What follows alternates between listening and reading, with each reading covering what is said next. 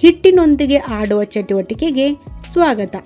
ಈ ಚಟುವಟಿಕೆ ಮಕ್ಕಳ ಸಣ್ಣ ಸ್ನಾಯು ಸಮನ್ವಯವನ್ನು ಅಭಿವೃದ್ಧಿಪಡಿಸಲು ಸಹಾಯ ಮಾಡುತ್ತದೆ ಮತ್ತು ಇದನ್ನು ಮುಖ್ಯ ಬರವಣಿಗೆ ಮುಂಚಿನ ಕೌಶಲ್ಯ ಎಂದು ಪರಿಗಣಿಸಲಾಗುತ್ತದೆ. ಇದು ಬರೆಯಲು ಮತ್ತು ಚಿತ್ರಗಳನ್ನು ಆಕರ್ಷಿಸಲು ಮಕ್ಕಳಿಗೆ ಭದ್ರವಾದ ನೆಲೆಯನ್ನು ಒದಗಿಸುತ್ತದೆ.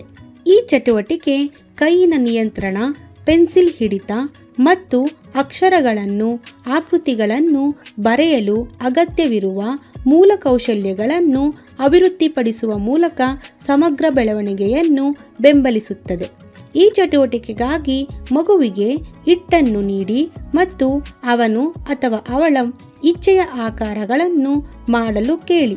ಹೆಚ್ಚಿನ ಮಕ್ಕಳು ಅದರೊಂದಿಗೆ ಆಟವಾಡುತ್ತಾರೆ, ಆದರೆ ಅವರಿಗೆ ಅದು ಸಾಧ್ಯವಾಗದಿದ್ದರೆ ಆಟದ ಹಿಟ್ಟನ್ನು ಬಳಸಿ ವಿವಿಧ ಆಕಾರಗಳನ್ನು ಹೇಗೆ ಮಾಡಬೇಕೆಂದು ನೀವು ಅವರಿಗೆ ತೋರಿಸಬಹುದು.